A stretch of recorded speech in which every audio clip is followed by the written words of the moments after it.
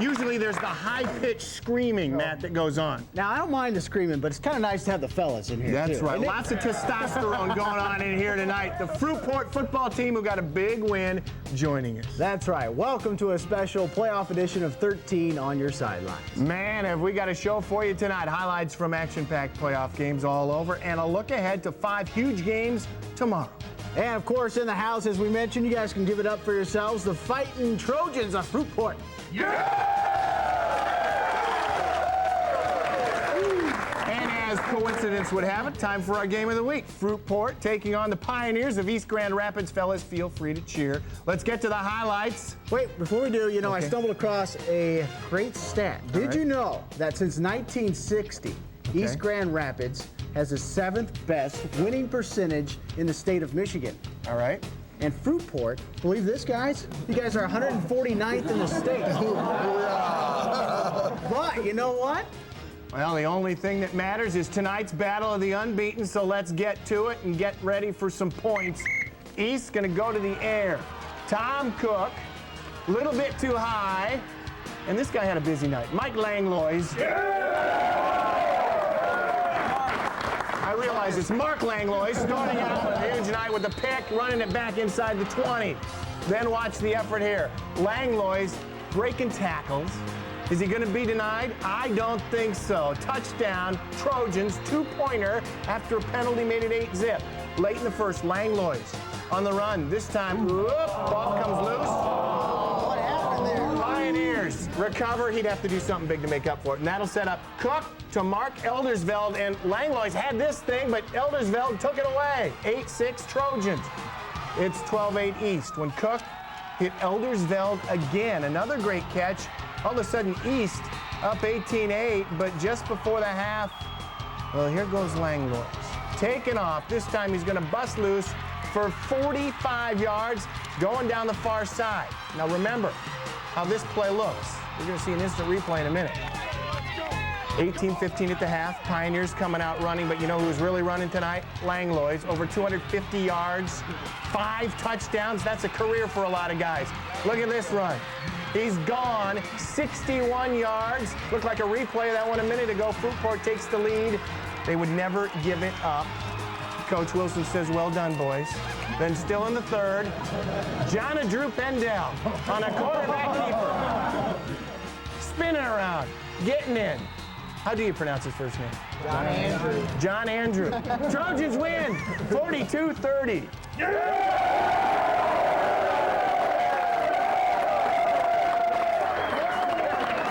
Where is John Andrew? You got to change that spelling. It throws me off every time. But congratulations to the Trojans. John Andrew.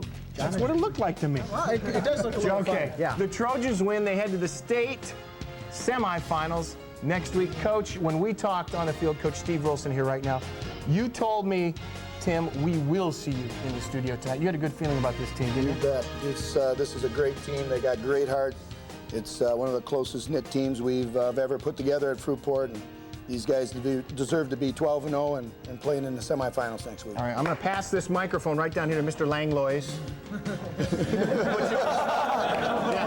I know you're not camera shy. Tell us about the game tonight. Obviously, you had some great blocking up front. To go over 250 yards, 5 touchdowns. Yeah, definitely good blocking. I mean,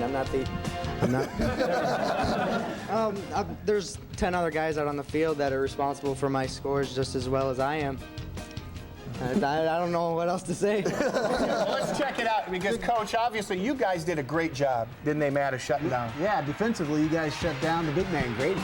I mean, he had over 100 yards, but it was very quiet. Yeah, we slowed him down, but that was about it. He's a very, very good athlete and only a freshman, so he's going to be seen a lot in the next couple of years. And you stopped the passing game from big plays, got all over the quarterback, and really set the tone for your offense to do damage. Here's a good look at some of the blocking, Steve, up front that your kids were doing. Oh, you know, just outstanding job by the line.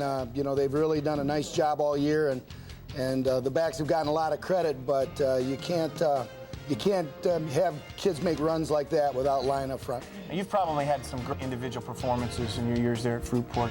Mark's performance tonight had to be one of the best. Well, yeah, Mark is definitely one of the front runners, one of the best athletes ever come out of Fruitort, and yeah, too bad he's a senior. Now, fellas, thanks a lot for stopping by. Stay here. We'll continue to be part of the show. Great win tonight, and a great season to you folks at East, too, because obviously you had a tremendous season and provided a great football game tonight. Yeah, that's it. Well, now let's figure out who you guys are going to be playing. Middleville or East Lansing. Of course, Middleville's had some good teams over the years, but none of them have won a regional championship. The 1997 Trojans went undefeated, but were knocked off in the second round by St. Joseph's. So Middleville, of course, had their work cut out for them tonight, facing undefeated East Lansing, who's also way up there in those big rankings we told you guys about earlier. The Trojans lost in the state championship game last year, but looking pretty good this year. Look at this, first quarter action.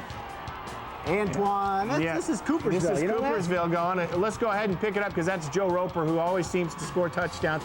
He got in right here, 38th career touchdown. I do not know that for Roper, but that was really it for Coopersville because they just got outgunned, got beat on the hook and lateral of all things, the play that kept them in the playoffs in week 1 right here. And, well, Coops going to go down. It's Chad Alger right here through the air, finding his man, Jason Bunt, going to be set up for a 5-yard touchdown run. The Broncos season ends 21-7, the final in that one. So Coopersville goes down, but again, a great year for Jim Meerman and his gang again, making a nice run. Can we try that Middleville game now? Fellas, do we have that? We would be waiting for the answer from the booth. All right, we'll see. There it is, Middleville, East Lansing. All right, now. Give us the highlights, Matt. Okay, let's run them. Antoine Bagwell of East Lansing, look at him go. 37 yards for the touchdown, and they jumped on top just like that. Bagwell, again, this time, from 10 yards. Bagwell had a big night. 21-0 at that point. Middleville would try to make a game of this one. Chad Berger to Chris Finkbeiner, 21-7 at that point. But the next play, guess who it is, fellas? It's that Bagwell fella again. And there he goes. No one can even find him, even our camera guy. 53 yards, and they go on to win by a final of 49-7. Bring him on. Coach Wilson says bring him on, might as well, right? At this stage, it doesn't matter, right? It doesn't matter. We'll take them all on. Everybody's a good football team. Yeah, why not? Okay. Yeah, Well, all we've right. done the Coopersville highlights. Well, let's go to this. Chris Myers has done a heck of a job in his first year as Hamilton's head coach. He has. The Hawkeyes didn't even qualify for the playoffs last year. Look at them now. Yeah, they are just one win away from going farther than any other Hawkeye team in school history. To get to that point, they have to beat Marshall on the road, and Marshall would prove to be pretty tough in this one. John Booth, the Jim Biggs, up top and finding them 7-0. Marshall jumping on top. Then with the score 14-0 in the second quarter, Tyler Bradshaw, the old halfback pass, throwing it and finding his man 21-0 at that point. Third quarter, Hamilton coming back, making a game of it. Chris Shippa, Ben Truce, 21-6. And Hamilton just keeps pounding it in, getting it into the end zone. Then to move ahead to the fourth quarter, Luke Weldon to Ben Truce. Truce with a nice gain. And just knocked out the 1-inch line there. We'll call him out the 3. Okay? Okay. Chris Shipper goes on in for the score.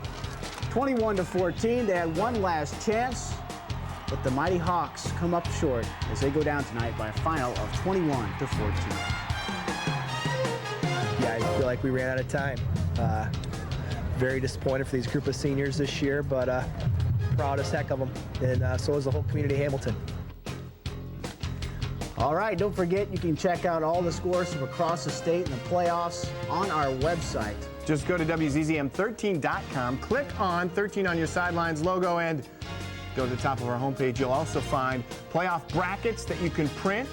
Keep track of how your team's doing. And if you don't have a computer at home, call our score line, 559-1301 right now, 559-1301. All right, fellas, let's get a shot of that trophy down there. Regional champs. Good looking trophy. There we go.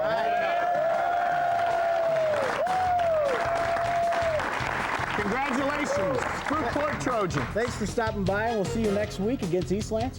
You bet. All right. All right. Don't go away. There's a lot more here. That's right. We'll look ahead to Saturday's games, and a special guest will join us to give their perspective on tomorrow's matchups, plus a look ahead to next week, so stick around, won't you?